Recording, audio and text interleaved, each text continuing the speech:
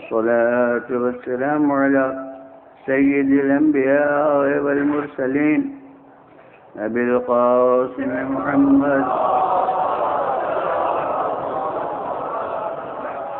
خاتم النبيين وآله الطيبين الطاهرين المعصومين. أما بعد، وقد قال الله سبحانه في كتابه المبين وهو أصدق الصادقين: وابتغوا إليه الوسيلة. صلوات.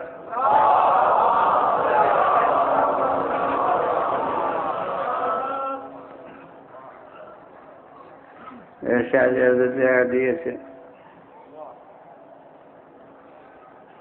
کہ اپنے پروردگار کی طرف وسیلہ ڈھونڈو.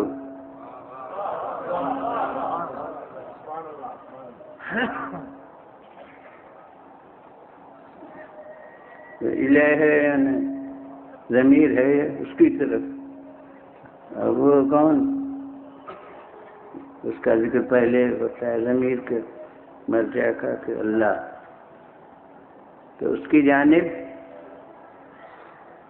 وسیلہ تلاش کرو، طلبگار ہو تم وسیلے کے. وسیلہ کون سے ہوتی ہے؟ جو کسی کی طرف پہنچنے کا ذریعہ ہو. اس کام کا وسیلہ یہ ہے، یعنی کام اس ذریعے سے حاصل ہو سکتا ہے. اس شہر کا وسیلہ وہ سواری جو اس شہر تک پہنچا سکے، وہ پوچھے کہ وہاں پہنچنے کا کیا وسیلہ ہے، تو آپ بتائیے گا کہ وہاں یہ سی سواری جا سکتی ہے، وہ پہنچا دے گی. تو جو شے جس قسم کی ہو اس کا وسیلہ اسی قسم کا ہو سکتا ہے، اور پھر وہ وسیلہ کاہے کا ہوگا، یہ اس شے سے جو چیز متعلق ہو اس کے حصول کا وسیلہ ہوگا. مثلا منزل ہے اگر کوئی، تو چونکہ وہ ایک ظرف مکان ہے، ایک جگہ ہے، تو وسیلہ اس کا کوئی جسمانی ہوگا ایسا کہ جو اپنے جنبش اور حرکت کے ساتھ آپ کو اس جگہ پر پہنچا دے. کسی غذا کو پوچھئے کہ اس غذا کا کیا وسیلہ ہے، تو غذا سے متعلق کھانا ہوتا ہے. مطلب یہ ہے کہ کھانے کے لیے یہ کیوں کر مل سکتی ہے،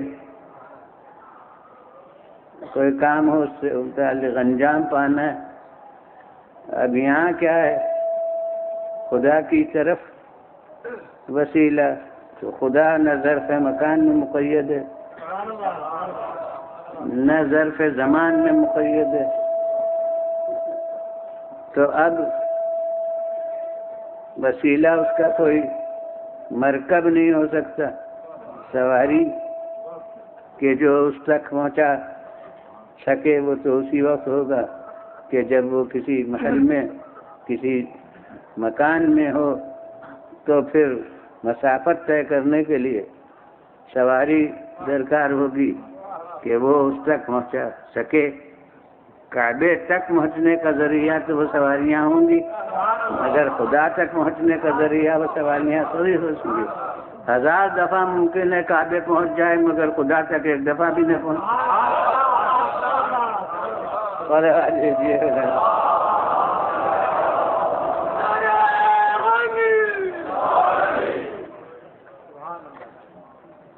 اسی طرح سے فرض کیجیے کہ غذا کی طرح وسیلہ جو ہوگا اس کا مقصد کھانا ہوگا، تو وہ اللہ کی طرف پہنچنے کے لیے نہ سواری کوئی ہو سکتی ہے جو لے جائے، پھر اللہ پہنچ کے کوئی ہمارا کام اس کی ذات سے معاذ اللہ متعلق نہیں ہو سکتا، نہ وہ ہونے کی چیز ہے نہ وہ بچھونے کی چیز ہے، کوئی ہمارے مقصد اس سے وابستہ نہیں ہے کہ وہ مقصد ہمارا اس طرح سے حاصل ہو۔ تو اب اللہ کی طرف وسیلہ یعنی کاہے اللہ سے متعلق کوئی چیز ماننا پڑے گی جس کا یہ وسیلہ ہو، مثلا رضا الہی کا وسیلہ، خود اس کی ذات کی طرف کیوں کر رسائی ہوگی؟ تو اس کی طرف کا وسیلہ یعنی اس کی رضا کا وسیلہ، اس کے راضی رکھنے خوشنود بنانے کا اپنے سے وسیلہ کیا ہے؟ اگر ہم کہیں اس کے قرب کا وسیلہ تو پھر قرب میں وہ بحث آئے گی جو ایک دفعہ ایک جگہ کر چکا ہوں کہ جب وہ کسی مسافت میں نہیں ہے تو قرب اس کی طرف کیسا؟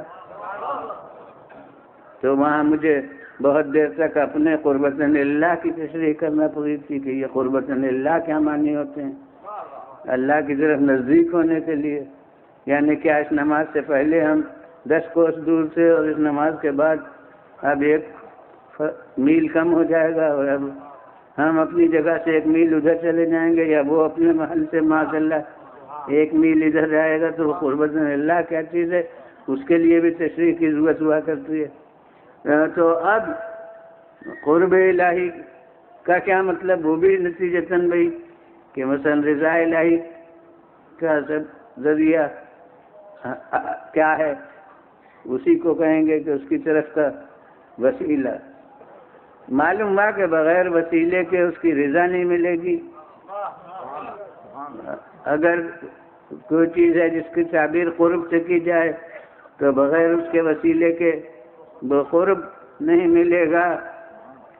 اب اس کی طرف قرآن کہہ رہا ہے کہ وسیلہ اختیار کرو، تو جب ہم غور کرتے ہیں تو اصل وسیلہ تو وہ ہے کہ جس کو اس نے اپنے طرف کی اپنی رضا کا ذریعہ بتایا ہے، اور وہ ایمان و عمل ہے،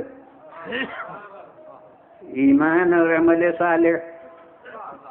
اسے اس نے کہا کہ جو ایسا کرتے ہیں میں ان سے راضی ہوتا ہوں، میں انہیں اجر و ثواب دیتا ہوں۔ جب ہم قرآن مجید پر نظر ڈالتے ہیں تو کہیں ہمیں تنہا ایمان پر جنت کا وعدہ نہیں ملتا،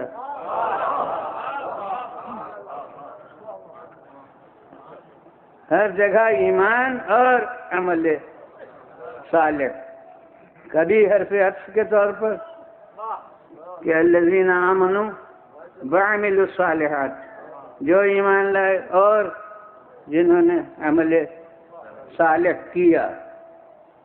اسی عمل صالح کی تعبیریں مختلف ہیں، کہیں پر آمنوا واتقوا، ایمان لائے اور پرہیزگار رہیں، کہیں پر آمنوا واحسنوا، ایمان لائیں۔ اب یہ احسنوں کی لفظ جو ہے اس میں ہمارے اردو دا طبقے کو بہت ہی دشواری ہوتی ہے، غلط فہمی میں مبتلا ہوتے ہیں، کیونکہ ہمارے یہاں بعض عربی لفظیں اردو میں آ گئی ہیں مگر معنی بدل کے۔ عربی میں اصل میں اس کے کچھ اور معنی ہیں، لفظ وہی ہے ہماری اردو میں، مگر اس کے معنی اب ہماری زبان میں کچھ اور ہو گئے۔ مثلا یہ احسان کی لفظ ایسی ہے کہ ہم جب لفظ احسان کہتے ہیں تو اس سے وہ مفہوم نہیں نکلتا جو عربی میں لفظ احسان کا ہے، اور اس لیے جب عربی کی لفظ میں احسان دیکھتے ہیں تو ہم اسے اپنے اردو مفہوم پر ڈالتے ہیں۔ ہمارے یہاں احسان ایک بار منت کا ثبوت دیتا ہے، یعنی کسی کے ساتھ بلا استحقاق کوئی حسن سلوک کیا جائے تو اسے ہم کہیں گے احسان۔ اسی لیے مثلا کسی حساب پر آپ کا قرضہ ہو اور وہ قرضہ آپ کا جو آپ کا مطالبہ تھا وہ لا کر آپ کو دے دیں. آپ کہیں گے کہ آج کل مجھے بڑی ضرورت تھی، آپ نے بڑا احسان کیا. وہ کہیں گے ارے احسان کیسا، وہ تو آپ کا مطالبہ تھا میرے ذمے. تو انہوں نے یہ کیوں کہا کہ احسان کیسا؟ اس کے معنی ہے کہ احسان وہ ہے جو بلا حق ہو. جو فرض کا ادا کرنا ہو وہ احسان نہیں ہوتا. لیکن اب ہم ذاکرین سے ایک حدیث سنا کرتے ہیں، اس کا ترجمہ بھی وہ لفظ احسان سے کر دیتے ہیں، تو ہم غلط فہمی میں مبتلا ہوتے ہیں کہ من بکا علی الحسین احسن بالنبی و فاطمہ.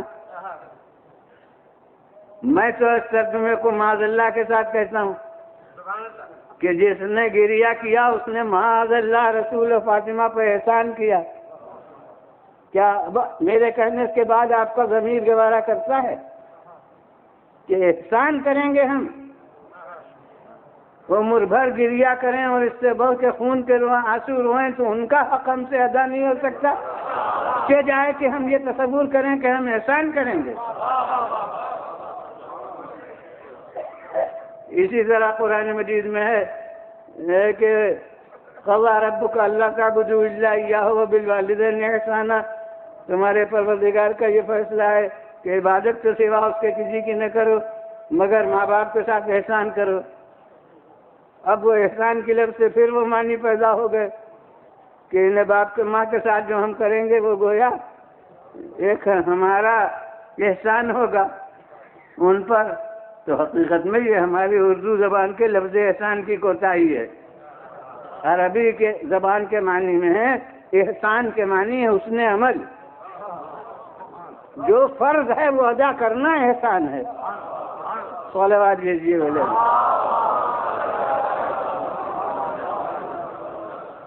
تو اس لیے جو لفظ عمل الصالحات کے معنی ہے وہی لفظ احسن کے معنی ہے. ان اللہ لا یضیع اجر المحسنین. اللہ نہیں ضائع کرتا اجر حسن عمل رکھنے والوں کا. لوگ ایسے جملوں کو وہیں پر جیسے چندہ کوئی مانگا جا رہا ہو وہیں صرف کرتے ہیں، وہیں لکھتے ہیں ان اللہ لا یضیع اجر المحسنین، ان اللہ یحب المحسنین.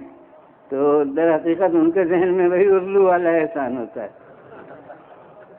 تو عربی میں احسان کے معنی حسن عمل سے کام لینا.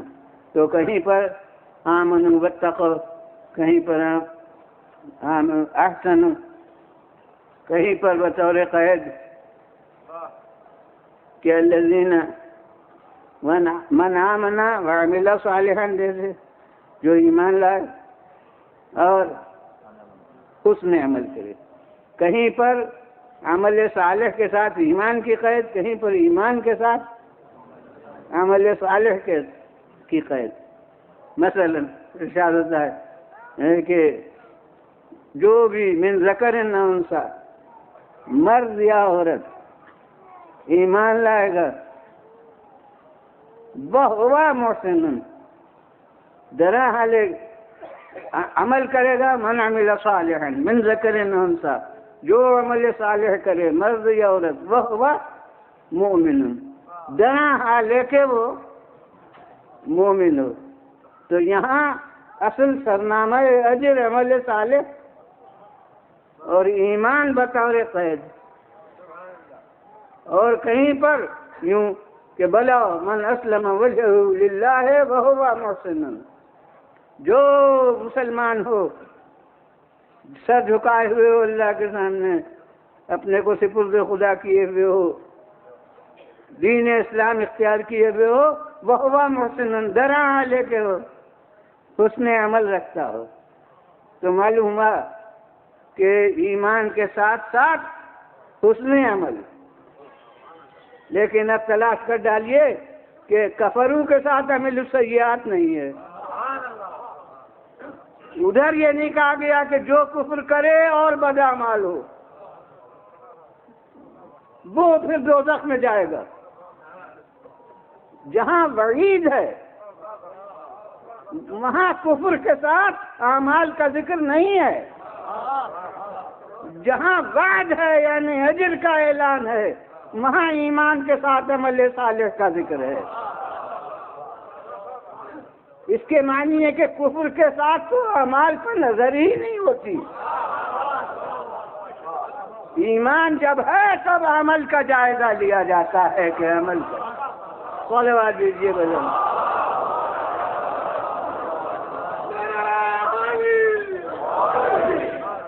پھر بلند آواز سے صلوات۔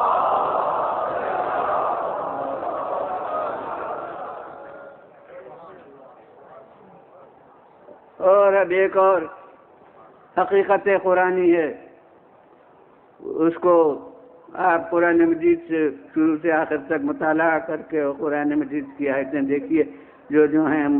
ظاہر ہے کہ میں ممبر کے اوپر ان تمام آیتوں کو تو نہیں پڑھوں گا، وہ ایک رسالہ میرا ہے، اس میں تقریباً 100 آیتیں مسلسل اس سلسلے میں درج کی ہیں، تو وہ قرآن کا مطالعہ کیجئے تو پتہ چلتا ہے کہ آخرت میں اجر کا جو اعلان ہوا ہے وہ ہمیشہ عمل پر ہوا ہے، ایمان پر نہیں۔ جو ہم اعمال کریں گے اس کا اجر ملے گا، یہ نہیں ہے کہ ایمان کا اجر ملے گا، بلکہ جو اعمال کیے ہیں ان کا اجر ہوگا۔ ایمان شرط حصول اجر ہے، اصل اجر اعمال کا ہے۔ صلوات دیجیے بلند۔ اور اگر ہم نے شرط پوری کر لی اور اعمال نہ کیے تو یہ ایسا ہے جیسے وضو کر لیا اور نماز نہیں پڑھی۔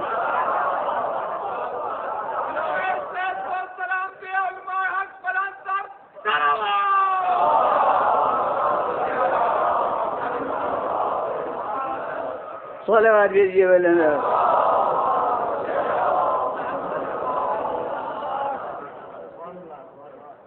اور اسے شاید کبھی سال گزشتہ بھی عرض کر چکا ہوں کہ یہ جو اصطلاح ہے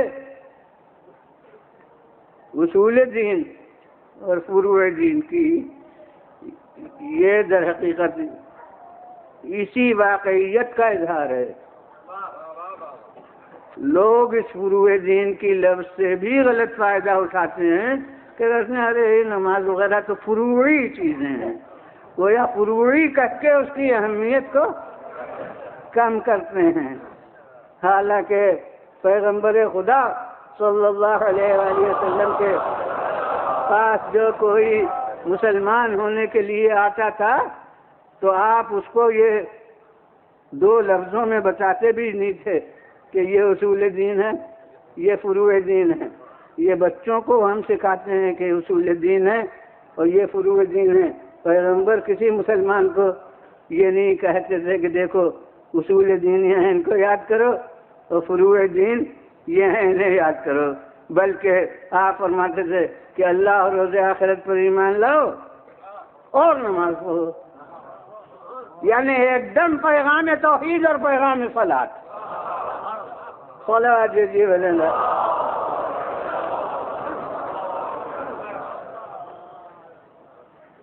اس وقت یہ فرق اس کو سمجھایا نہیں جاتا تھا۔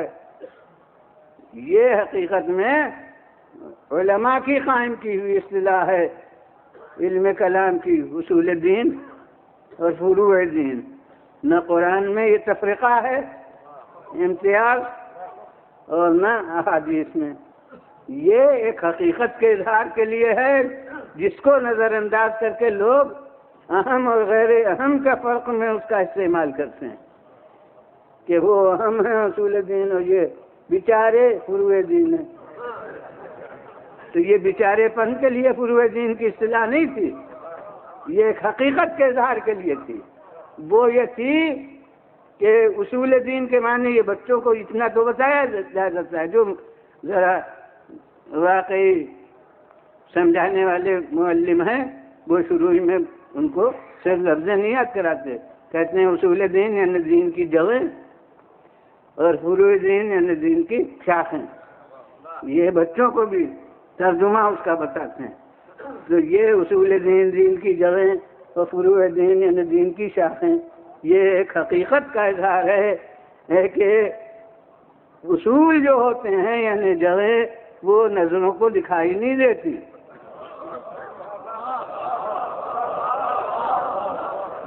وہ اندر اندر پھیلتی ہیں، جو نظر آتی ہیں وہ شاخیں ہوتی ہیں، اور وہ وابستہ ہوتی ہیں ان جڑوں سے، اور ان جڑوں کے ذریعے سے ان تک خون حیات پہنچتا ہے، وہ سبب ہوتی ہیں اور وہ شاخیں اثر ہوتی ہیں، اور وہ سبب جو ہے وہ اندر اندر ہوتا ہے اور وہ شاخیں نظر کے باہر ہوتی ہیں۔ اسی طرح سے عقائد حق کا جو معیار ایمان ہیں وہ دل و دماغ کی تہوں کے اندر پھیلتے ہیں، اور ان کے آثار ہیں جو اعمال کی صورت میں اعضاء و جوارح سے نمودار ہوتے ہیں۔ صلوات دیجیے بلّہ، پھر بلند آواز سے صلوات۔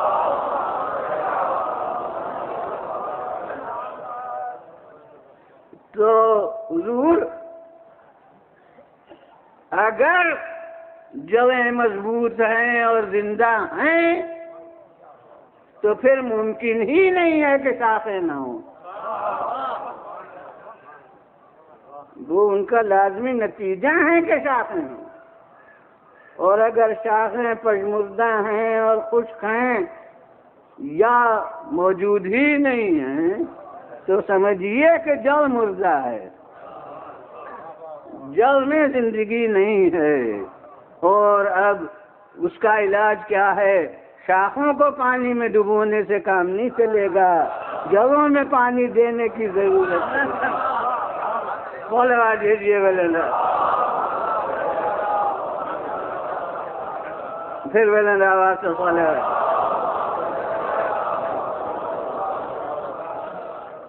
تو اسی طرح سے اگر اعمال صالحہ مفقود ہیں یا نظر تغافل ہیں یا کمزور نظر آتے ہیں تو سمجھنا پڑے گا کہ اصول مستحکم نہیں ہیں، دل و دماغ کے اندر وہ تصورات گویا سنے سنائے بس زبان پر ہیں، ذہن کے اندر وہ حقیقی تصورات راسخ نہیں ہیں۔ اگر راسخ ہوتے تو ممکن ہی کیوں کرتا کہ شاخیں برآمد نہ ہوں، شاخیں نظر نہ آئیں۔ اب جناب والا وہ اگر جڑ مردہ ہے اور زندگی اس میں نہیں ہے تو شاخیں جو ہوں گی وہ پژمردہ ہوں گی، افسردہ ہوں گی، اور پھر اگر جڑ نہیں ہے اور شاخیں نظر آتی ہیں، جڑ اگر نہ ہو تو وہ بعد میں عرض کروں گا، اگر جڑ مردہ ہے، بے جان ہے، کمزور ہے تو شاخیں افسردہ ہوں گی، شاخیں پژمردہ ہوں گی، خشک ہوں گی، تو ثمر کیا ملے گا؟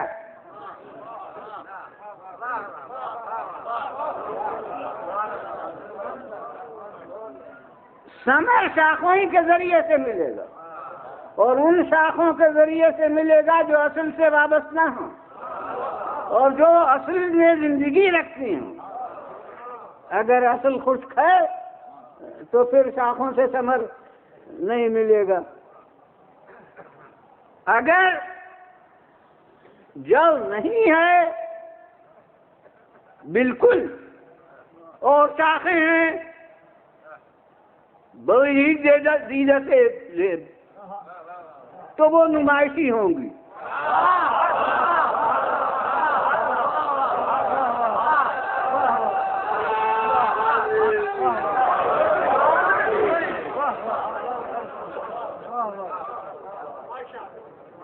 پائیدار وقتی نمائشی شاخوں سے بھی حاصل ہو جائے گا، رونق چمن ہوگی، دیدہ دیبی ہوگی. ممکن ہے اگر گھنی شاخیں ہوں تو سایہ بھی ہو جائے، کچھ چھاؤں آرام کا باعث بن جائے، مگر ثمر نہیں ملے گا. ثمر انہی شاخوں سے ملے گا جو زندہ اصل سے متصل ہوں. اور ایک اور خاصہ ہوگا اس نمائشی شاخوں کا کہ کسی تیز ہوا کے جھٹکوں کو برداشت نہیں کر سکیں.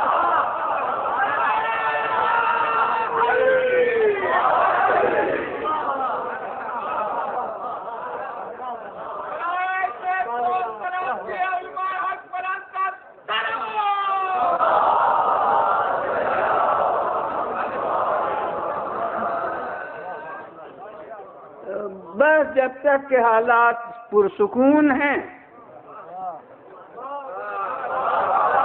تب تک شاخیں نظر آ رہی ہیں، اور ادھر کوئی تیز وقت کے خطرے کا جھٹکا چلا اور بس اب کوئی شاخ کہیں ہوگی، کوئی شاخ کہیں ہوگی، کوئی کہیں.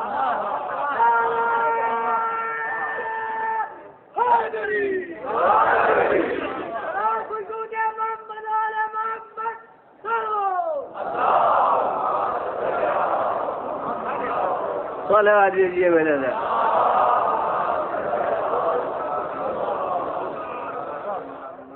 اور اگر جو ہے کسی حالت میں خواہ مردہ ہو یا خشک ہو اور شاخیں نہیں ہیں تو ثمر پھر بھی نہیں ملے گا، مگر امید کی جا سکتی ہے کہ اس جگ میں زندگی پیدا ہو جائے تو پھر شاخیں نکل آئیں. اس لیے مایوسی انہی کو ہوگی جن کے جڑیں نہ ہوں. یہی قرآن نے کہا ہے کہ لا یئس من روح اللہ الا القوم الکافرون. اللہ کی رحمت سے نا امید بس انہی کو ہونا چاہیے جو مانتے ہی نہیں ہیں، کافرین ہیں، جو حقیقت کو تسلیم ہی نہیں کرتے ہیں، جن کے اصل ہے ہی نہیں. تو اصل مایوسی ان کو ہونا چاہیے. اور جہاں جو ہے چاہے کچھ بھی ہو، مردہ ہو، بے جان ہو، انہیں بالکل بے آس نہیں ہونا چاہیے. انہیں امید ہونا چاہیے کہ کسی صورت سے ممکن ہے کہ اس کی تلافی ہو جائے. اور اللہ کریم ہے، اس نے اسی امید کو طاقت دینے کے لیے توبہ کا دروازہ بند نہیں کیا. یہاں تک کہ معصوم نے ارشاد فرمایا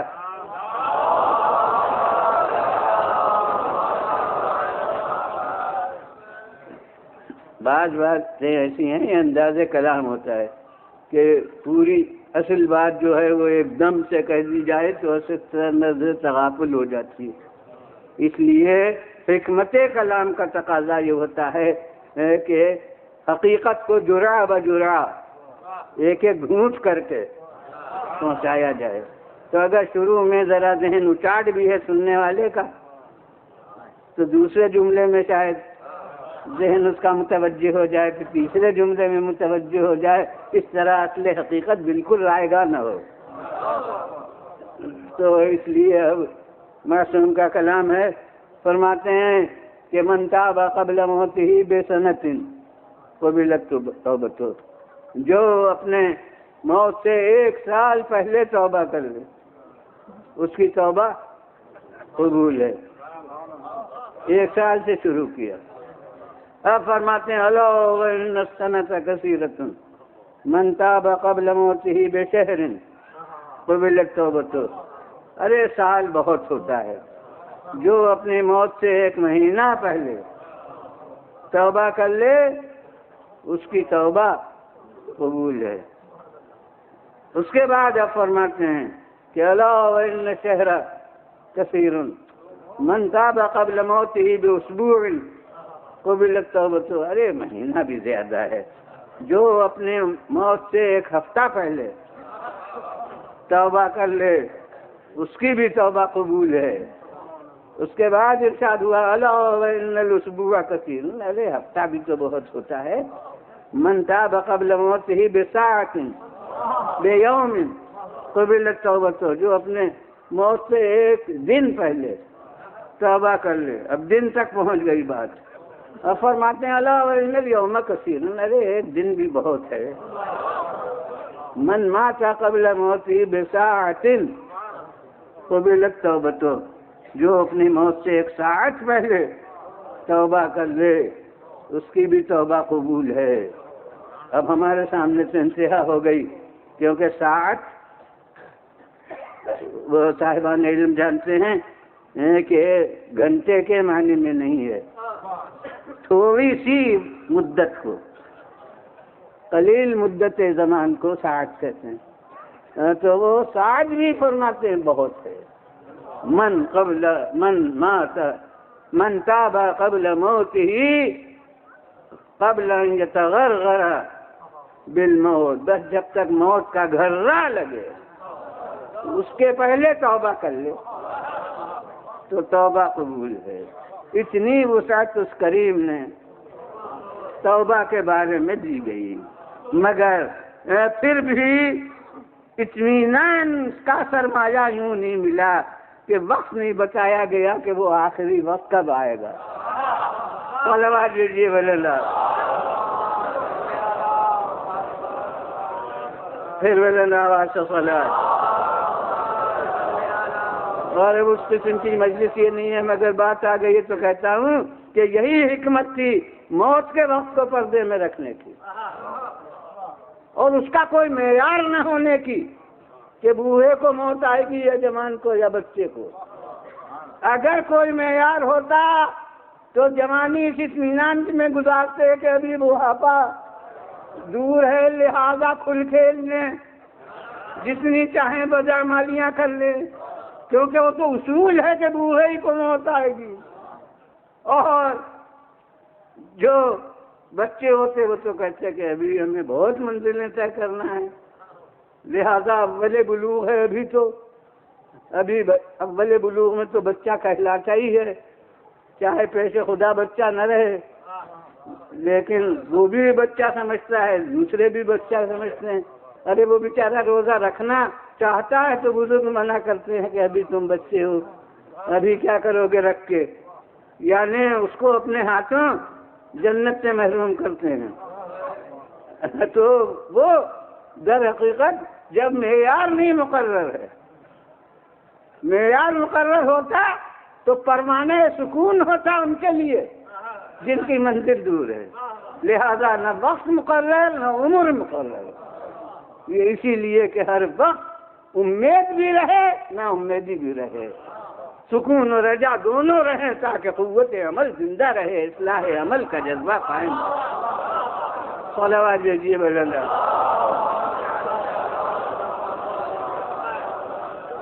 پھر بھائی اللہ سے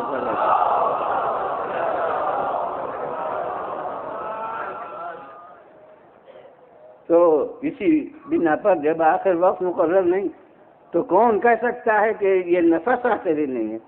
کون کہہ سکتا ہے کہ وہ سانس اس کی آخری نہیں ہے؟ خصوصاً ابھی زمانے میں جب کہ واقعات اس طرح کے بہت ہونے لگے، کسی وقت تو کبھی کبھی خبر سننے میں آتی تھی اچانک موت کی، اور اب تو میں بعض وقت کیا کرتا ہوں کہ رائج الوقت طریقہ یہی ہے.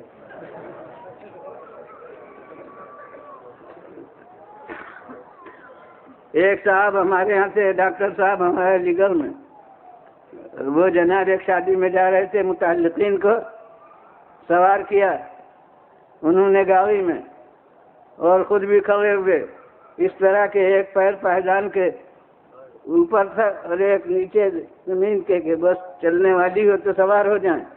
اور لوگ رخصت کر رہے تھے، ان سے باتیں کر رہے تھے کہ ایک دم سے پیغام پہنچ گیا، اور ٹکٹ کہاں کا لیا تھا چلے گئے کہاں. وہ ساتھ والے جو تھے وہ بھی اتر پڑے، وہ بھی ان کی لاش لیے ہوئے چلے گئے. یہ تو میں نے ایک بات ہے، یعنی عبرت خیز ہونے کی وجہ سے رونے کی ہے، مگر نزلت کی وجہ سے بے شک ہنسی آتی ہے کہ ٹکٹ کہاں کا لیا اور چلے گئے کہاں۔ اور ایک دوسرا واقعہ، ہمارے یہاں ایک بہت کمشنر بھی رہے تھے اور یہ بھی تھے، حالانکہ اس میں برائی کوئی نہیں ہے، مگر نام لینے میں ہو سکتا ہے غیبت کا کوئی پہلو ہو، لہذا نام لینے کی ضرورت نہیں، کہ وہ میں متعلقین پاکستان آ رہے تھے، وہ امرتسر کے بارڈر پر انہوں نے سامان دکھلا دیا، سامان پاس ہو گیا، اور اس کے بعد بجائے اس سرحد کے دوسری سرحد کو پار کر گئے۔ ان کے ساتھ ان کی بیوی سے لیے ہوئے لاش کو واپس چلی گئی۔ تو جب یہ مثالیں آنکھوں کے سامنے ہو تو کون کہہ سکتا ہے کہ جو نفس آ رہا ہے وہی نفس آخری ہے؟ تو باوجود انتہائی وسعت کے توبہ کے وقت میں پھر بھی تنگ ہے، لا علمی کی وجہ۔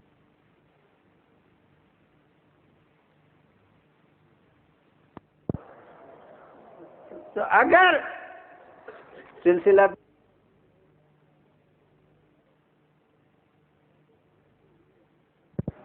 ہو ہی نہیں سکتی، اور اگر اصل موجود ہے تو امکان ہے کہ کسی وقت پر اس کا اثر نمودار ہو جائے اور اس کے لیے وسعت پیدا کر دی جائے، اور پھر وہی امید کو تازہ رکھنے کے لیے اس نے اپنی جانب سے اعلانات کیے نا امید نہ ہونے کے لیے، کیونکہ نا امیدی بھی قوت عمل کو سلب کرتی ہے۔ جب طے ہے کہ دوزخ میں جانا ہے تو اب خوب کیوں نہ نفسانی خواہشیں پوری کر لیں، تو یہ بھی اصلاح عمل کے لیے خطرہ ہے۔ یہ اس لیے شفاعت کے اعلانات ہیں، اس لیے اپنے فضل و کرم کے اعلانات ہیں، اس لیے یہ اعلانات ہیں کہ جسے چاہتا ہے بخشتا ہے، سوا کفر و شرک کے، اور باقی ہر چیز ایسی ہے جو ہو سکتا ہے کہ اللہ بخش دے۔ ان اللہ لا یغفر ان یشرک بہ ویغفر ما دون ذلک لمن یشاء، مگر یغفر ما دون ذلک اس سے کمتر کو بخش دیتا ہے۔ امید میں وسعت پیدا کی، اور لمن یشاء کہہ کے جس کو چاہتا ہے خوف کا دھوکہ پیدا کیا، اور وہ بلا وجہ اس کا چاہنا ہوگا نہیں، ہم جانتے ہیں حکیم علی الاطلاق ہے۔ لہذا وہ بھی جیسے حسن عمل میں حالات دیکھنا ہے، جیسے حسن عمل میں ماحول پس منظر دیکھنا ہے عمل کا، ہو سکتا ہے عمل قلیل ہو اور اجر اس کا عظیم ہو، اسی طرح سے بدعمالی میں بھی اس کے حالات دیکھنا ہے، اس کے کیفیات دیکھنا ہے، اس کے نتائج دیکھنا ہے، اس سب کو دیکھ کے اسی لیے اس نے اجر و ثواب کو بھی اپنے ہاتھ میں رکھا ہے، سزا کو بھی اپنے ہاتھ میں رکھا ہے، کسی دوسرے پر نہیں چھوڑا ہے۔ صلوات دیجیے۔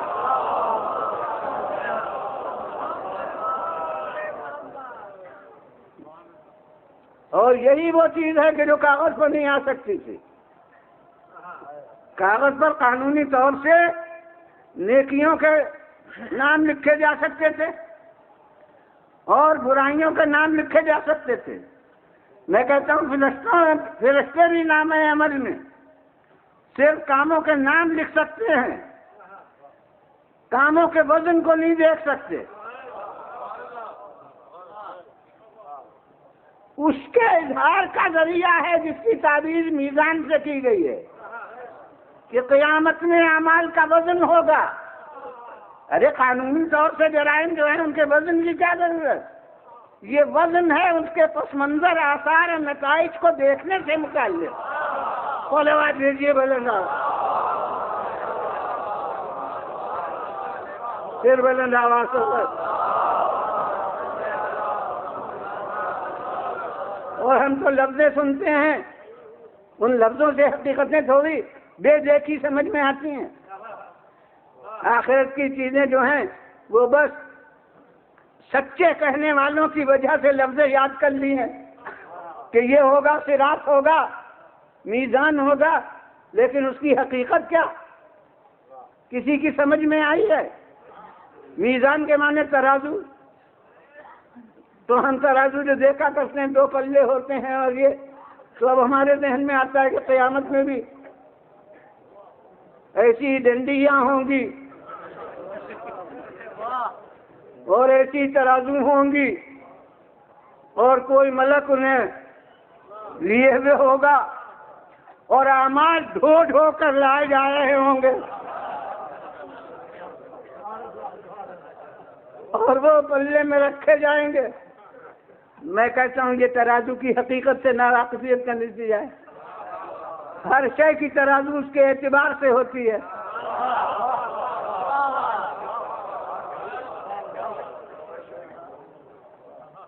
حضور اجسام کے ترازو میں سبھی یکساں نہیں۔ ذرا لکڑی کی ٹھیکی پر جا کے ترازو کو دیکھیے،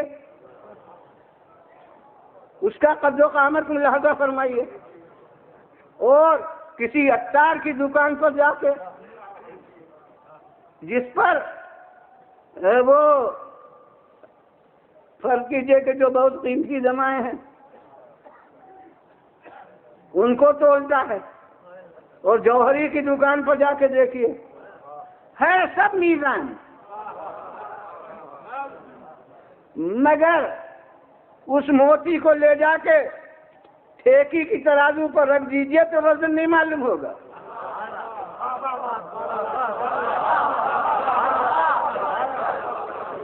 اور اگر اس کانٹے پر لا کے لکڑیوں کا ڈھیر رکھ دیجئے تو بیچارہ دب جائے گا، ٹوٹ پھوٹ کے رہ جائے گا، اس کو بھی وزن نہیں بتا سکے گا۔ معلوم ہوا کہ افسان میں بھی سب یکساں نہیں، جو جس میں کثیف ہے اس کی ترازو اور جو جس میں لطیف ہے اس کی ترازو ہے۔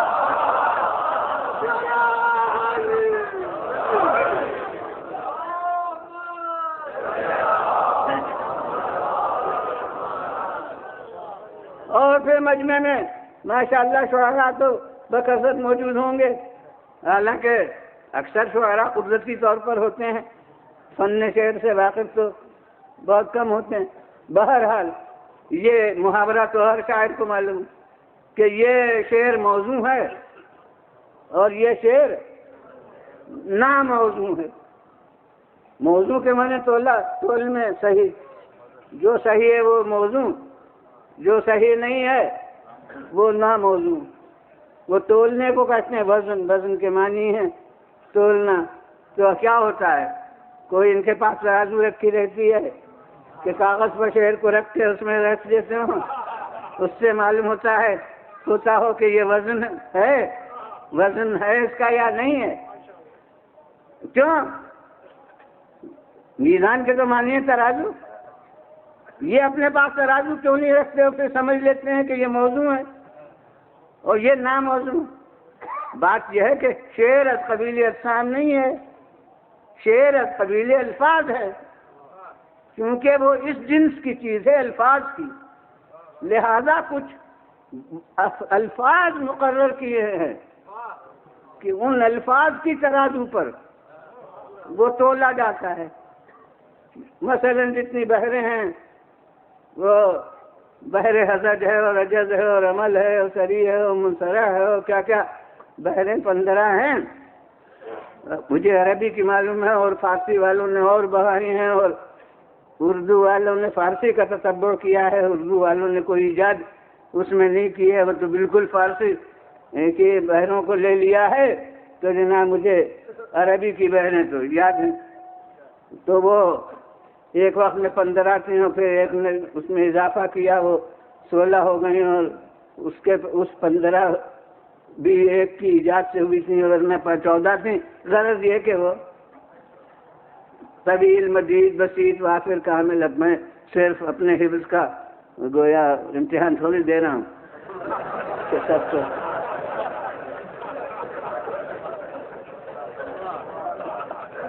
اور پھر بھی ہر بحر میں پھر کتنے وزن ہوتے ہیں، یہ عروض و ضرب کے بدلنے سے اور اس طرح سے بہت ہے، وہ سب ایک مستقل فن ہے علم عروض، اس فن عروض کے یہ سب اصول ہیں۔ تو اب اس کے لیے بحر حزج کی بحر مثلا انہوں نے کہا کیا ہے بحر حزج کی بحر؟ انہوں نے کہا مفاعیل مفاعیل مفاعیل مفاعیل، یہ بحر حزج کی کا وزن ہے، یہ بحر ہے جس کا نام ہے حزج۔ اب لطیفہ گوئی میرا شعار نہیں ہے، مگر کبھی کبھی یاد آ جاتا ہے کوئی لطیفہ کہ ہمارے یہاں لکھنؤ میں ایک صاحب نے مصرع طرح یہی دے دیا، مفاعیل مفاعیل مفاعیل مفاعیل۔ اور امتحان تھا شعراء کا کہ کیا کریں گے، کوئی اور بامانی مصرع تھا ہی نہیں، بس یہی مصرع طرح مفاعیل مفاعیل۔ تو ایک صاحب نے اس میں مصرع لگایا کہ کسی شاعر کا طوطا اڑ گیا ہے، طوطا پھرتا ہے مفاعیل مفاعیل۔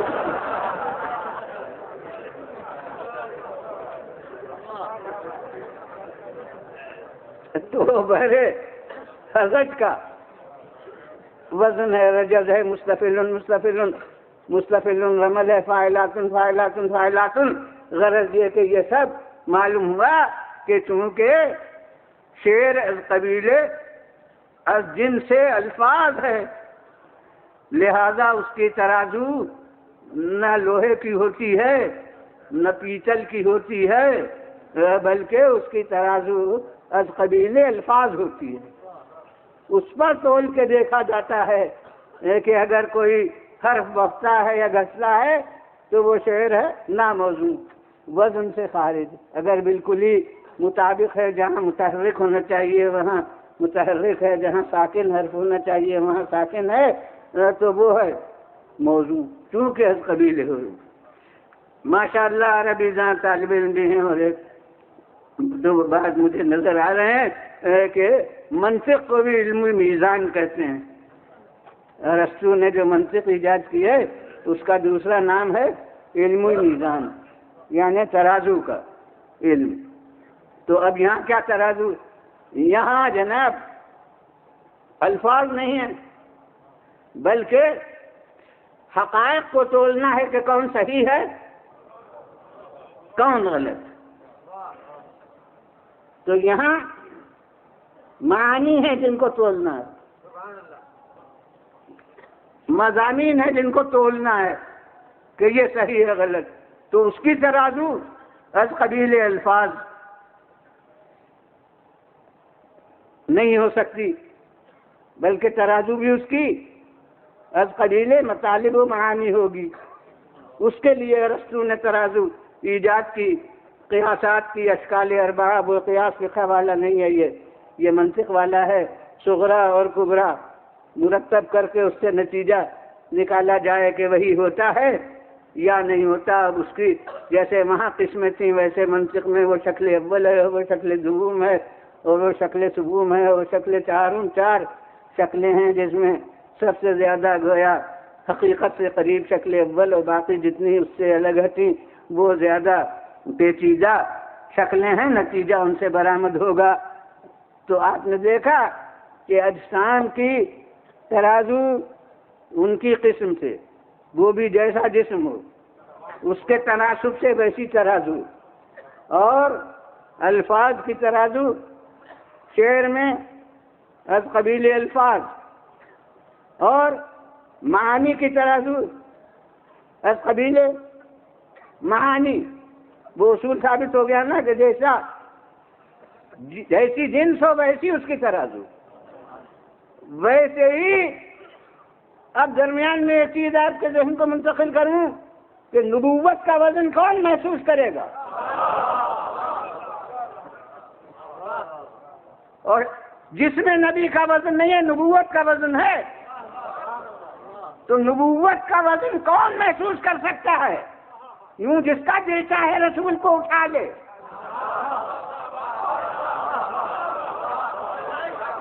تو یہ اٹھانا دلیل ہے کہ وہ وزن نہیں محسوس کر رہا ہے۔ نبوت کا وزن وہی محسوس کرے گا جو ہم جس سے نبوت کوئی منصب رکھتا ہو۔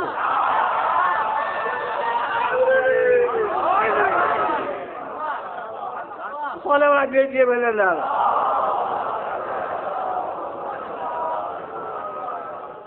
پھر بلند آواز سے صلوات.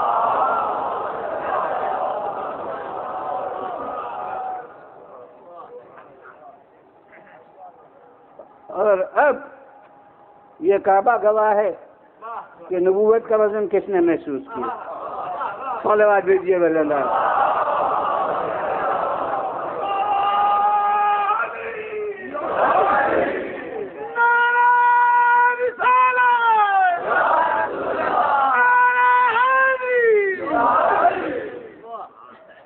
پھر بلند آواز سے صلوات.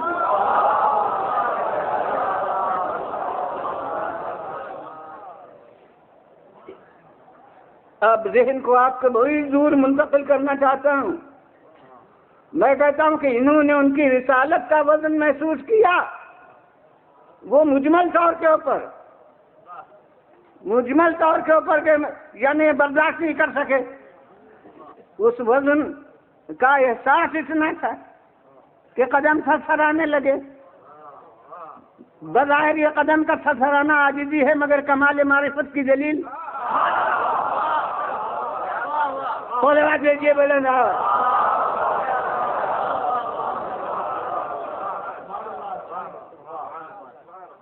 کمال معرفت ابھی کہو، پھر دوسری لفظ میں بظاہر تو پس کہہ رہا ہوں کہ حقیقت میں بدل ہے کہ شعور کی دلیل.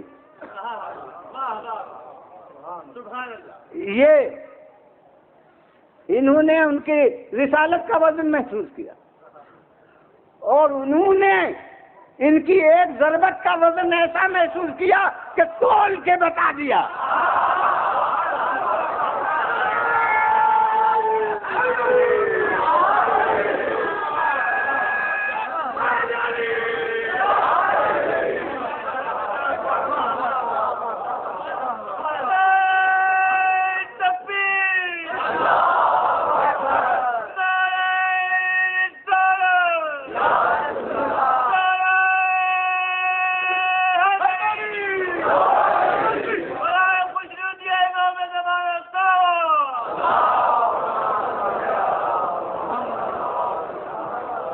پھر بلند آواز سے صلوات.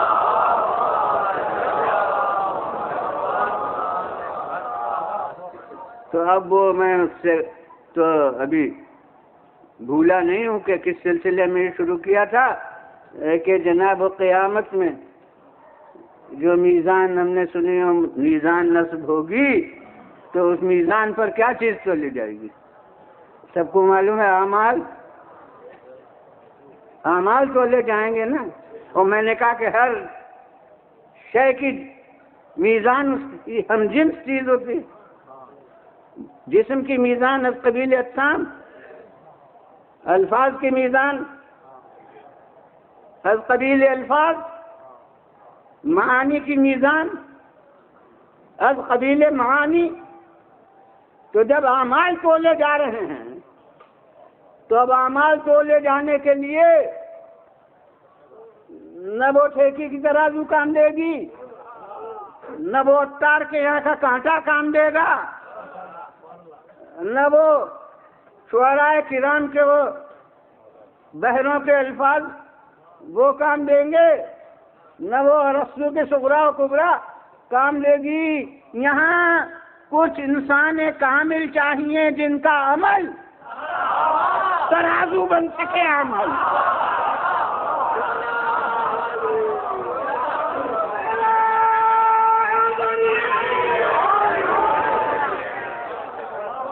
صلوات بھیجیے بلند آواز.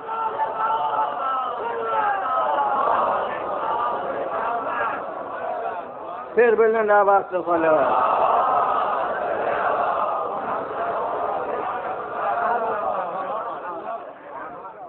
یہ حقیقت ہے جسے ہمیں سکھایا گیا ہے ایک جملے میں ایک زیارت کے کہ السلام علیکم یا موازین الاعمال. آپ کو سلام ہو اے اعمال کی میزانوں. صلوات بھیجیے بلند آواز. پھر بلند آواز سے صلوات.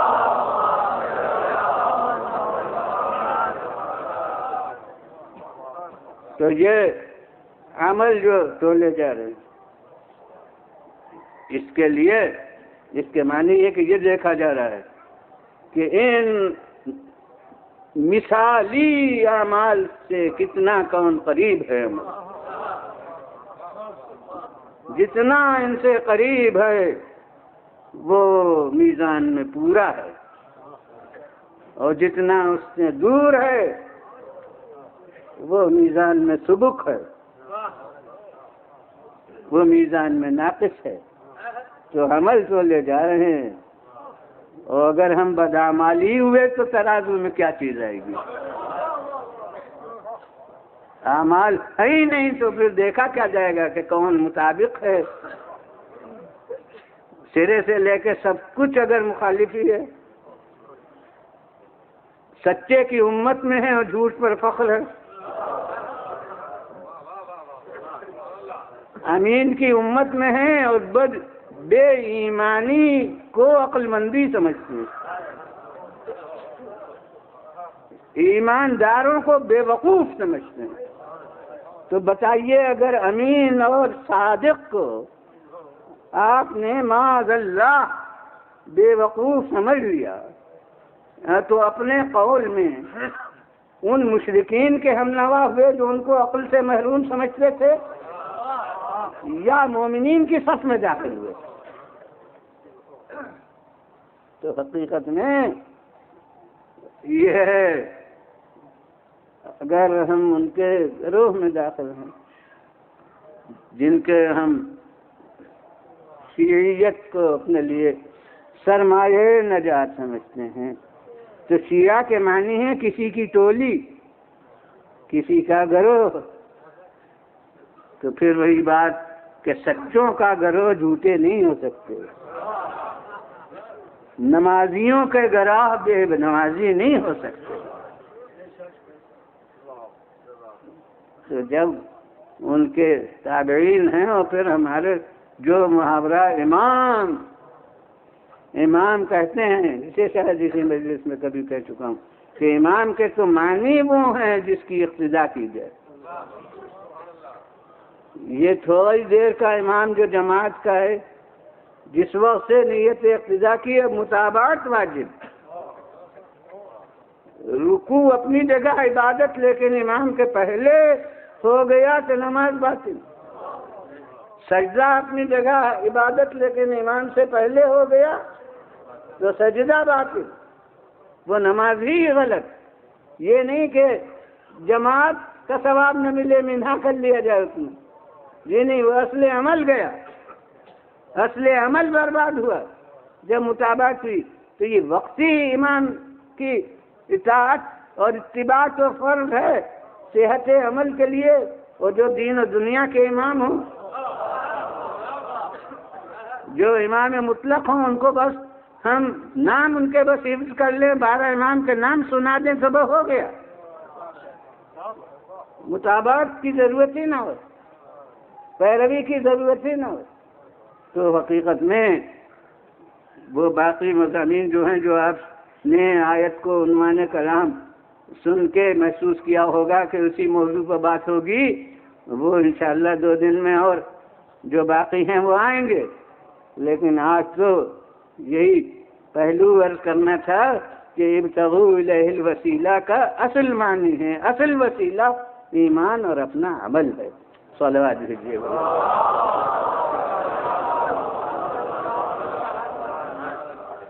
اور اب اس کے لیے میں نے کہا کہ نا امید نہ ہونے کے لیے ذرائع کا اعلان کیا ہے۔ مغفرت الہی ہے، یغفر لمن یشاء، جس کو چاہے گا، مگر جس کو چاہے گا تو چاہنا بلا وجہ نہیں ہوگا۔ اپنے میں صلاحیت اس کی رکھیں کہ وہ چاہے۔ صلوات بھیجیے اللہ۔ اسی طرح شفاعت کا اعلان کر دیا گیا کہ شفاعت ہے، اور پھر وہ ایک ہی شفیع ہوگی۔ جتنی فردیں ہیں، کوئی مانے یا نہ مانے، میں تو مانتا ہوں کہ وہ سب شفاعت کرنے والے ہیں۔ ان کا کیا ذکر، ہر مومن کو بقدر ایمان حق شفاعت بھی حاصل ہے۔ جو اس لائق ہو کہ شفاعت کر سکے، ہر مومن بھی شفاعت کر سکتا ہے، کچھ لوگوں کی شفاعت کرے گا ہر مومن، تو یہ شفاعت بھی اسی لیے ہے کہ نا امید نہ ہو، وہ بھی مراتب عمل ہیں۔ کوئی غلطی ایسی ہے کہ ممتحن کہتا ہے ارے بھائی نمبر دے دینا چاہیے، کون کاٹے ہیں، یعنی اس کی نظر میں ہے قابل اعتراض، مگر وہ تو پہلے خود ہی نمبر دے دیتا ہے،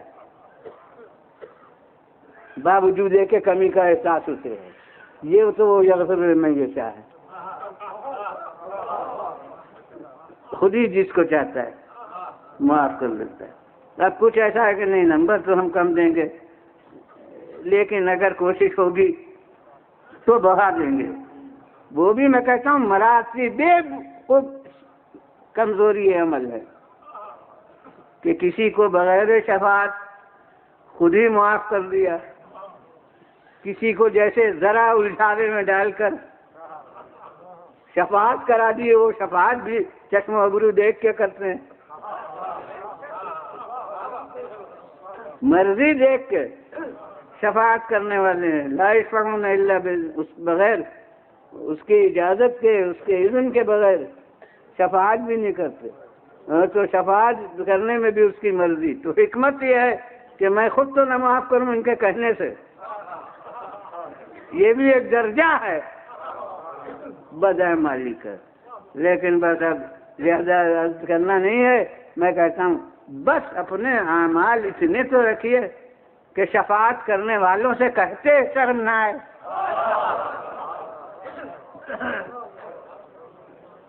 اور شفاعت کرنے والوں سے التجا کی گنجائش ہو، اور شفاعت کرنے والے بھی محل محسوس کریں کہ ہاں اس کی شفاعت کر دی جائے اور اللہ کی رضا بھی ان کو حاصل ہو شفاعت کرنے کے لیے، تو وہ بھی سب درجے ہیں، لہذا نا امید کبھی نہیں ہونا چاہیے۔ جتنے بھی وقت پر اصلاح عمل ہے، اصلاح عمل کر سکے آدمی، میں کہتا ہوں اسے بھی کربلا نے ہمیں پیش کر دیا حور کی شکل میں،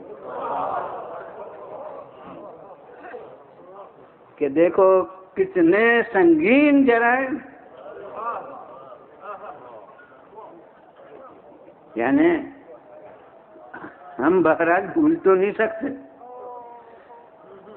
میں کہتا ہوں ذرا غور فرمائیے، وہ سب کچھ راستہ روکا اور وہ سب کچھ جو خود پیش کر دی تھی چیزیں، لیکن بندش آپ کا واحد ذمہ دار ہے، اور یعنی اگر نہر کے پاس خیمے ہوتے تو پانی بند ہی کہاں ہو سکتا تھا؟ یہ ادھر سے جو حکم ہوا تھا کہ ایسی جگہ ٹھہراؤ جہاں نہ پانی موجود ہو نہ گھاس موجود ہو، یہ حکم ہی در حقیقت بندش آپ کی تمہید تھا، پانی بند کرنا نہ ہوتا تو یہ حکم ہی نہ ہوتا، اور پانی نہ موجود ہو تاکہ سوار پیاسے رہیں، اور گھاس بھی نہ موجود ہو تاکہ گھوڑے بھوکے رہیں۔ وہ عرب سے جانتے تھے کہ گھوڑا میدان جنگ میں برابر کا سپاہی ہوتا تھا،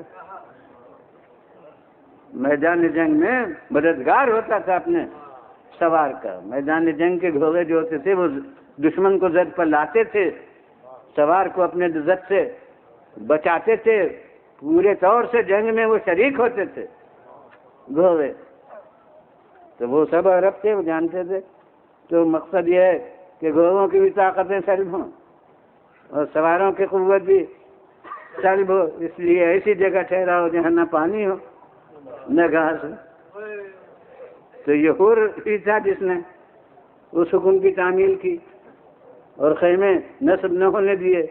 میں جرم کی سنگینی دکھا رہا ہوں کہ خدا کی قسم الاتش کی ہر آواز سکینہ کی، یہ حور کے اس اقدام کی یاد دلاتی تھی کہ اسی نے خیمے نصب نہ ہونے دیے، اور ایک دن پہلے تک اسی راستے پر رہا، ایک دن پہلے تک اسی فوج میں شامل رہا،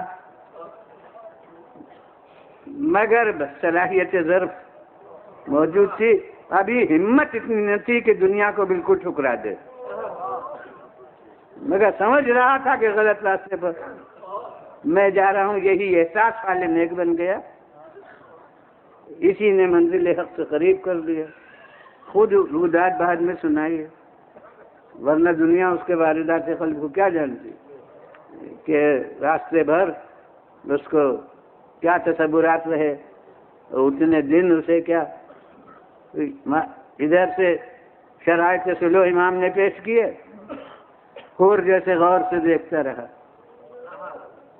اور شرطیں ایسی تھیں جو امید افزا تھیں۔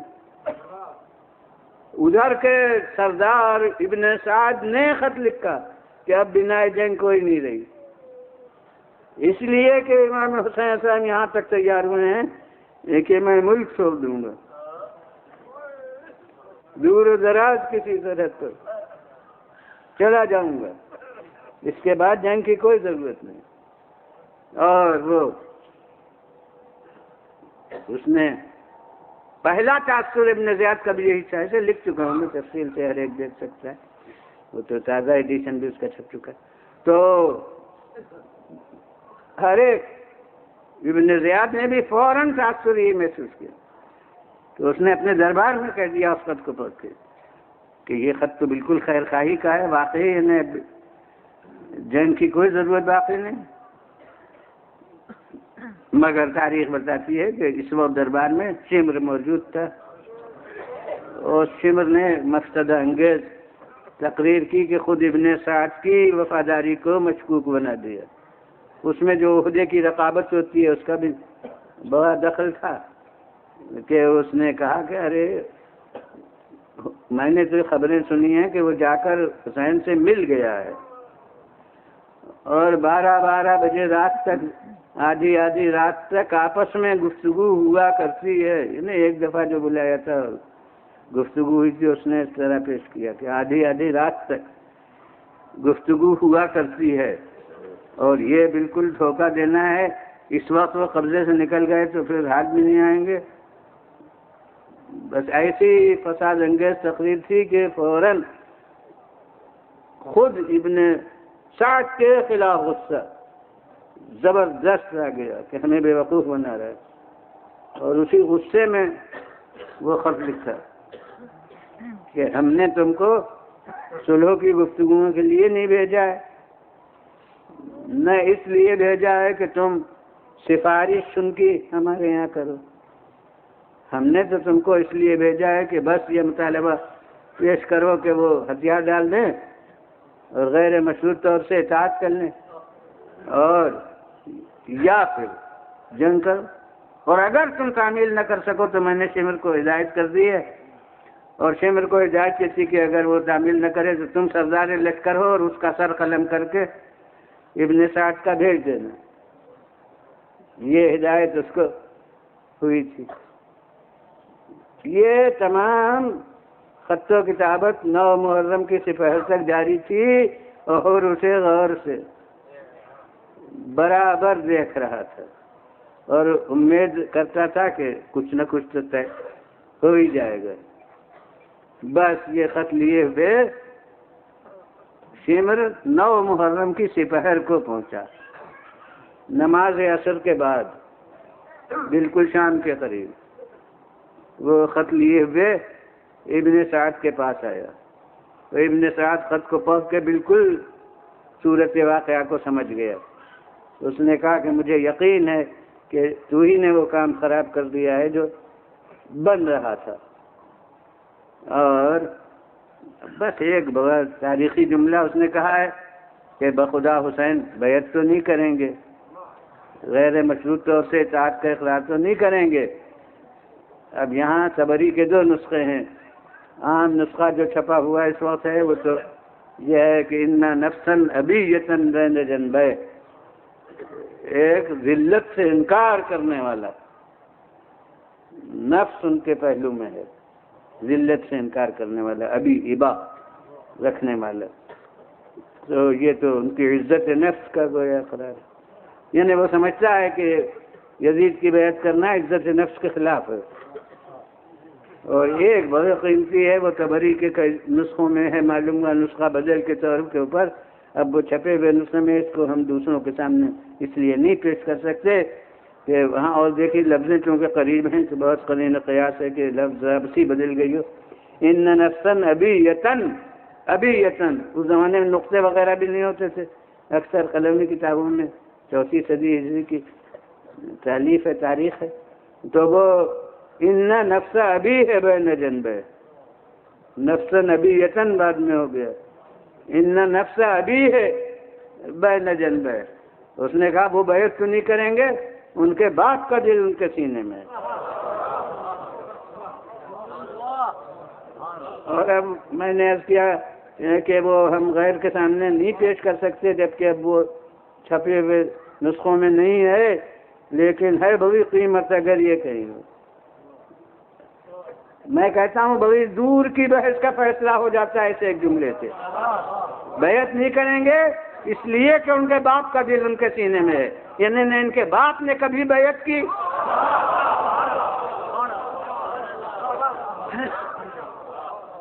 نہ یہ بیعت کریں گے۔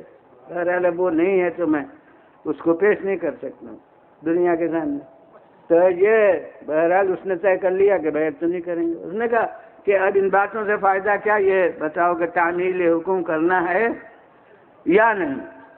جانتا تھا کہ نتیجہ کیا ہے، اس نے کہا کہ نہیں تعمیل تو میں ہی کروں گا۔ جانتا ہے کہ موقف حسین کا صحیح ہے، مگر کہہ رہا ہے کہ تعمیل حکم تو میں ہی کروں گا۔ اب اگر وہ اس پہلو کو پر عمل کرتا تو پھر وقت صرف ہوتا 2-1 دن کے، کہ پھر وہ پیغام بھیجتا بیعت کیجیے، اور پھر آپ انکار فرماتے، اور انکار یقیناً فرماتے، تو یہ منزل بات کو آتی۔ لیکن چونکہ اسے طے کر لیا اس نے کہ یہ چیز حماقت سے پیش کرنا غلط ہے، کوئی فائدہ ہی نہیں، کوئی حاصل ہی نہیں، لہذا اب اپنی وفاداری کے ثابت کرنے کے لیے عاجلانہ قدم اٹھانا تھا، اور اب ایک دم سے حملہ کر دیا بغیر اعلان۔ یعنی وصولوں کی گفتگویں جاری تھی، اس پس منظر میں بس ایک دم سے حملہ ہو گیا۔ اور اب امام نے وہ اس کی تفصیل نہیں عرض کرنا، وہ 8 محرم کے اس مجلس میں جو نشر ہوئی تھی اس میں تھے وہ، اگرچہ وہ مسائل پورے آئے نہیں مگر کچھ تو ربط تو آئی، تو وہاں اسے نہیں اس وقت عرض کرنا ہے۔ اب امام نے فرمایا جناب ابو الفضل عباس سے بعد میں نتیجتاً کہ ان کے پاس جاؤ اور 1 رات کی مہلت لے لو۔ یوں تو مصلحت اس کی خود امام نے فرما دیا کہ میں عبادت میں گزارنا چاہتا ہوں یہ 1 رات، اس کو 1 دفعہ پیش کر چکا کہ اتنی عبادتوں کے بعد بھی ان کا دل بھرا نہیں ہے عبادت، گویا اپنی عمر بھر کی عبادتوں کو ابھی کم سمجھ رہے ہیں کہ اب اس آخری رات بھی عبادت کرنا۔ اور یہ تو بتلایا تو فقط ہی، مگر جب جو کام انجام دیے وہ ہمارے سامنے ہے، تب نتیجے ہمارے سامنے ہیں، تو ہماری نظر میں اس رات اس طلب مہلت کی قیمت معلوم ہوئی۔ اب آپ غور فرمائیے کہ یہ رات اگر نہ ہوتی تو اور کہاں ہوتا؟ یہ رات مولا نے صرف اختیار کے لیے دے دی، دوست و دشمن کو، ورنہ ظالم بہت سے کہتے بعد میں کہ وہ تو ہنگامی طور سے جنگ شروع ہو گئی، ورنہ ہم اس جرم میں شریک کبھی نہ ہوتے۔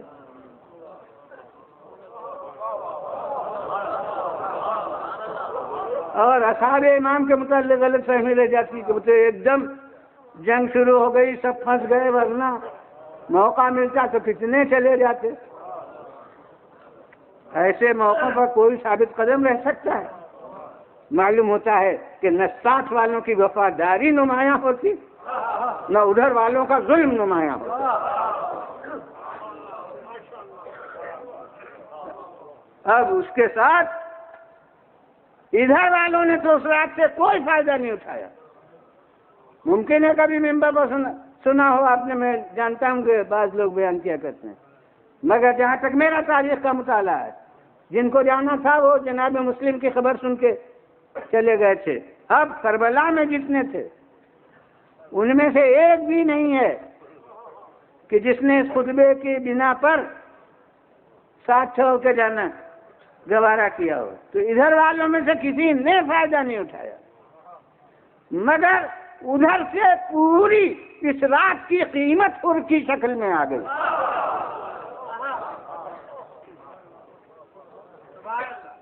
اور میں کہتا ہوں کہ حقانیت ایمان پر کتنی بڑی مہر تصدیق ثابت کر دی کہ جتنے ہمت شکن اسباب ہو سکتے ہیں وہ سب ادھر تھے، اور جتنے ہمت بڑھانے والے اسباب ہو سکتے ہیں وہ سب ادھر تھے، مگر کوئی جھوٹی روایت نہیں کہ ادھر کا گول ٹوٹ کر ادھر گیا ہو، مگر ادھر کا ایک معمولی نہیں، ایک حصہ فوج کا سردار وہ ادھر آ گیا۔ تو وہ یہی اس رات کا ماحصل تھا، ایک جوہر کی شکل میں ادھر آیا۔ اور اب پہلے اس نے جو گفتگو کی ہے وہ مصائب بھی پھر بہت طولہ نہیں ہو جائیں گے، اگر وہ پورا کروں وہ کتاب میں موجود ہے۔ تو پہلے جیسے اسے یقین نہیں آتا کہ واقعی جنگ ہوگی، وہ ابن سعد سے گفتگو کی، اس نے کہا کہ نہیں ضرور جنگ ہوگی۔ اب وہ چلا اپنا ارادہ کر کے، مگر چاہتا تھا کہ نمایاں نہ ہو، ورنہ یہیں ابھی گرفتار ہو جاؤں گا تو منزل سے بھی نہ پہنچوں گا، ایسے ہی گناہگار ہو جاؤں گا۔ لہذا ابھی اس نے اپنے مقصد کو چھپایا، گویا اتنی بصیرت ایمانی پیدا ہو گئی ہے کہ تقیے سے ابھی کام لے رہا ہے۔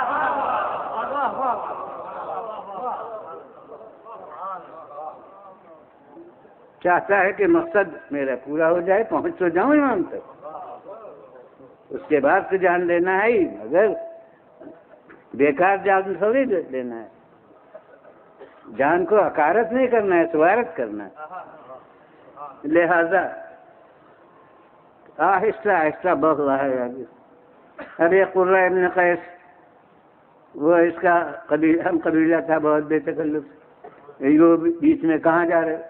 اس نے جیسے اس کے سکون و اطمینان میں ایک ہلچل اس نے ڈال دی، مگر اسے پھر ہٹایا یہ کہہ کے کہ قرہ تم نے اپنے گھوڑے کو پانی پلایا ہے؟ اس نے کہا نہیں ابھی تو پلایا نہیں۔ کہا پھر جاتے کیوں نہیں، پلاتے کیوں نہیں پانی؟ اس طرح اسے ہٹایا۔ اور میں کہتا ہوں کہ یہ کہتے کہتے پیاس تو یاد آئے گئی ہوگی، اور اپنی ذمہ داری بہرحال اور آگے بڑھ رہا ہے۔ اب سمجھتا ہے کہ جیسے کوئی دیکھنے والا نہیں، مگر کسی نے کہہ دیا خود تمہارا کیا عالم ہے، یعنی جیسے اپنے حدود لشکر سے آگے اب بڑھ چکا تھا ذرا، تو اس نے کہا کیا حملہ کرنے کا ارادہ ہے؟ یعنی ایسی فوج تو بڑھ نہیں رہی ہے، تم کیسے آگے بڑھ رہے ہو؟ کیا حملہ کرنے کا ارادہ ہے؟ بس ایمان پر حملے کے تصور نے اس کے جسم میں تھرتھری ڈال دی۔ اب یہ غیر ارادی عمل تھا جو خلاف تقیہ ہو رہا ہے، پردے کا دری کرنے والا ہے، کہ جسم میں تھرتھری پڑ گئی۔ اس نے اب ایک دوسرا جملہ کہا کہ حر، اگر مجھ سے پوچھا جاتا کہ عرب میں سب سے بڑا بہادر کون ہے تو میں تمہارا نام لیتا، مگر یہ اس وقت تمہارا میں عجیب عالم دیکھ رہا ہوں۔ اب پردہ داری ممکن نہ تھی۔ اب اس نے جواب دے دیا کہ کیا میں موت کے خوف سے ڈر رہا ہوں؟ ارے میرے سامنے تو اس وقت ایک طرف بہشت ہے، ایک طرف دوزخ ہے، اور مجھ سے تو یہ نہیں ہو سکتا کہ میں بہشت کے جانے کا امکان ہوتے ہوئے پھر بھی دوزخ کی طرف جاؤں۔ اور بس یہ کہہ کے ایسا گھوڑے کو دوڑایا کہ حدود لشکر سے نکل گیا اور امام کے قریب پہنچ گیا۔ اب میرے سامنے ایک واقعہ ہے، اور وہ یہ کہ اس فوج کا ایک آدمی 2 دن پہلے 8 تاریخ پیغام لے کے آیا تھا ابن سعد کی طرف سے، اور اس وقت ابو ثمامہ ساعدی امام کے پاس تھے، تو یہ آگے بڑھ گئے اور انہوں نے کہا کہ کیوں، کیا مطلب ہے؟ اس نے کہا کہ میں امام حسین السلام، اس نے اپنے لفظوں میں کہا نام لے کر کے، ان کے پاس جانا چاہتا ہوں۔ انہوں نے کہا ان کے پاس جانا چاہتے ہو تو تلوار مجھے دے دو، تلوار لے کے میں نہیں جانے دوں گا۔ اس نے کہا سپاہی اپنی تلوار کسی دوسرے کو نہیں دیتا ہے۔ انہوں نے کہا پھر تلوار تمہاری ہو، قبضے پہ ہاتھ میں رکھے رہوں گا۔ اس نے نہیں مانا، واپس چلا گیا تو کثیر ابن عبداللہ دوسرا آدمی تھا، اسے وہاں سے بھیجا گیا، اس نے یہ شرطیں پوری کی۔ ایسے یہ اصحاب حسین وفادار تھے،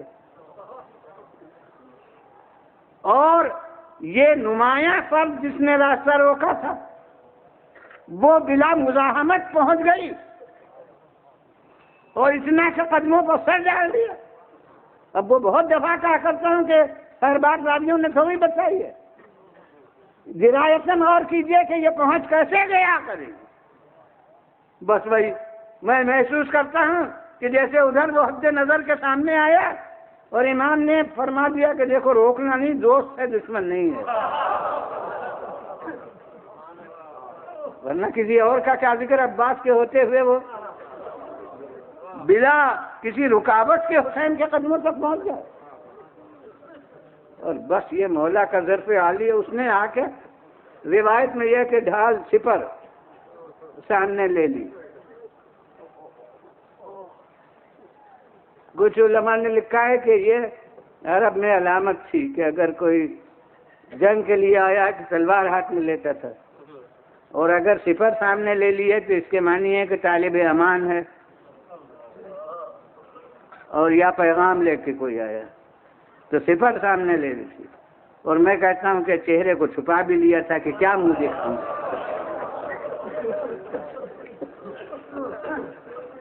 سپر کو سامنے لیے بھی آیا اور پیروں پر امام کے گھوڑے پر سوار تھے، قدموں پر سر رکھ دیا۔ اور روایت نہیں مگر میں نے یقین کے ساتھ کہا کہ امام نے بتا تو دیا تھا کہ دوست آ رہا ہے، اور اب یہ ظرف کریم ہے کہ اس کی شرمندگی کو کم کرنے کے لیے فرماتے ہیں ارے سر تو اٹھاؤ، تم ہو کون؟ جیسے پہچان ہی نہیں رہے کہ یہ کون ہے، اور اب وہ اپنا تعارف کرا رہا ہے، اور میں کہتا ہوں اپنی فرض قرارداد جرم سنا رہا ہے کہ ارے کیا پوچھتے ہیں آپ کون ہوں؟ وہی ہوں جو سب مظالم کا ذمہ دار ہے، وہی ہوں جس نے راستہ روکا، وہی ہوں جس نے آپ کو جہاں جانا چاہتے تھے واپس جانا چاہتے تھے نہیں واپس ہونے دیا، میں ہی ہوں جس نے نہر سے خیمے کھنچوائے۔ سب کچھ اس نے خود اپنے جرائم پیش کر دیے، اور اس کے بعد کہا کہ کیا اس کے بعد بھی میرا گناہ معاف ہو سکتا ہے؟ اور امام نے بغیر کسی تمہید کے فرما دیا کہ ہاں ہم نے معاف کیا، اللہ بھی معاف کرے گیا، ضمانت ہے اللہ کی طرف سے۔ بس ارباب اعضاء، مجھے زیادہ مسائل نہیں پہنچنا ہوتے، اور بحمدللہ آپ مجھ سے عادی ہو گئے ہیں کہ زیادہ طلبگار بھی نہیں ہیں۔ میں کہتا ہوں کہ مولا نے ایک دفعہ تو فرمایا کہ اچھا پھر ٹھہرو ذرا تھوڑی دیر ٹھہرو۔ اس نے کہا حضور سب سے پہلے آیا تھا روکنے کو، تو اب سب سے پہلے جانا چاہتا ہوں۔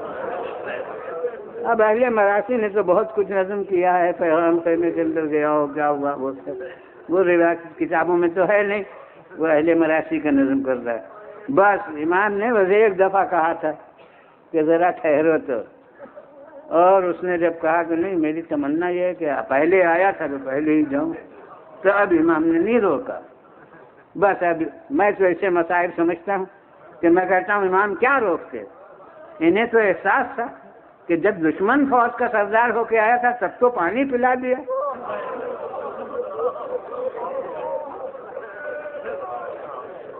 اور اب اپنا مہمان ہو کے آیا ہے تو ایک جرعہ آب نہیں ہے جو مہمان کی ضیافت ہو سکے. تو اگر پانی پلا نہیں سکتے تو پیاسا بھی کیوں رکھیں. لہذا امام کا بھی مقصد یہ تھا کہ ابھی آیا ہے تو ابھی جائے. اور اس سے اصول طے ہوا کہ جسے پہلے سیراب کرانا ہے اسے پہلے بیچنے. خاص الخاص صاحب حبیب ابن مظاہر وغیرہ دوپہر تک ہیں، اور کچھ اصحاب دوپہر کے بعد تک ہیں، اور جب تک اصحاب میں سے ایک بھی ہے عزیز کوئی نہ جائے. یہ نہ بھیجنے کا سبب کیا ہے؟ مولا نے حکمن جیسے روکا ہے کہ خبردار جب تک اصحاب میں سے ایک ہے تب تک عزیز کوئی نہ جائے. مطلب یہ ہے کہ علی اکبر تمہیں کیا حق ہے کہ کوثر پر جا کے سیراب ہو جائے اور میرا حبیب پیاسا رہے؟ قاسم تم کمسن صحیح، مگر میرا بھوا مجاہد مسلم ابن اوسجا تشنہ لب رہے اور تم جا کے سیراب ہو جاؤ. اس کا سبب کیا ہے؟ تو ارباب اعضاء جب سب اصحاب چلے جائیں تب یہ، اس کے معنی یہ ہے کہ 72 سب پیاسے ہیں مگر بنی ہاشم کی پیاس سب سے زیادہ. بنی ہاشم میں بھی جو پہلے چلا گیا اس کی پیاس بجھ گئی. علی اکبر کو ذرا دل پر داغ تھا کہ بابا کو میری پیاس کا خیال ہے کہ میں تشنہ لب ہوں. اس لیے یہ روایت لوگ عموماً پہنچتے نہیں ہیں، اس لیے کہ قریب ہو جاتی ہیں جن میں کچھ گری ہے زیادہ ہو. مگر یہ ہے کہ جب یہ گھوڑے سے گرے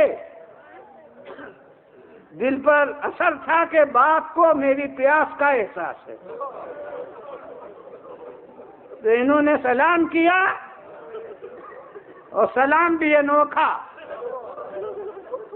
تمام اصحاب جننے کی آوازوں سے الگ، تمام عزیزوں کی آواز سے الگ مجھے معلوم ہوا ہے کہ کون کیا کہتا تھا. اصحاب کہتے تھے یا مولا ہو ادرکنی، اے مولا میری خبر لیجیے.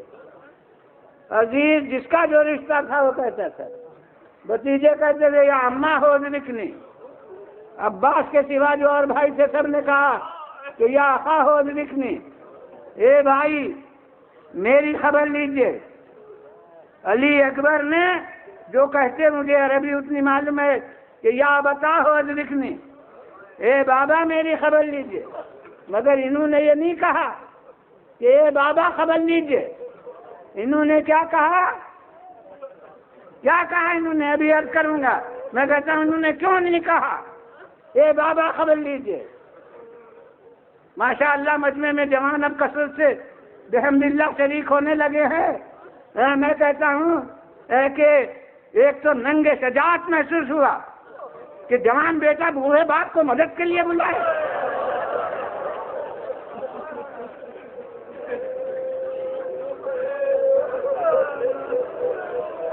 تو انہوں نے یہ نہیں کہا کہ مولا خبر لیجیے.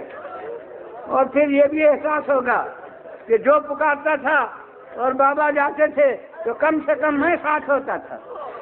اب میں پکاروں تو کون ہے جو باپ کے ساتھ آئے. اس لیے انہوں نے وہ یہ نہیں کہا کہ بابا میری خبر لیجیے. انہوں نے کیا کہا کہ یا بتا علیکہ منی السلام، اے بابا میرا سلام قبول کر لیجیے. مطلب کیا ہوا کہ بابا زحمت کرنے کی ضرورت نہیں ہے، بس میں نے اپنا فرض ادا کیا، جان قربان کر دی، بس اب میرا سلام لے لیجیے. مگر ممکن کہا تھا کہ جو جون غلام ابوذر تک کی لاش میں گیا ہو وہ اب شبیہ پیغمبر کی لاش میں نہ جائے، اس لیے امام چلے۔ اب اسے نہیں اب کروں گا مگر بس اب اللہ علیہ من السلام، اے بابا میرا سلام لیجیے۔ اور وہ جو اپنی پیاس کے احساس کا صدمہ تھا کہ باپ کو میری پیاس سے تکلیف ہے، تو اس کے ساتھ یہ کہتے ہیں کہ یا ابتا علیہ من السلام، اے بابا میرا سلام لیجیے۔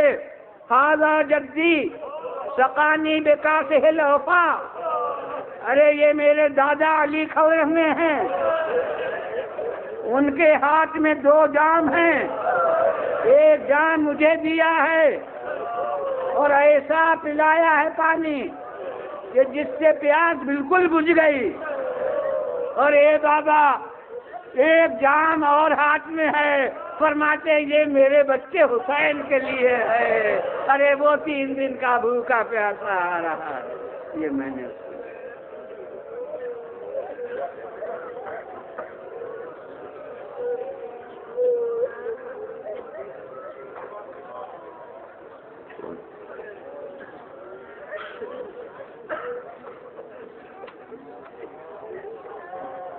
خدا عمدہ تمام حاضرین کے مقاصد ہیں، خدا عمدہ ہم سب کو صراط مستقیم پر قائم رکھے، خدا عمدہ ہمیں رسول و آل رسول کے اسوہ حسنہ پر چلنے کی توفیق فرمائے، خدا عمدہ ہمارے لیے آخرت کی منزل کو اس دنیا سے بہتر کرے، جو بیمار ہونے شفا و صحت عطا فرمائے۔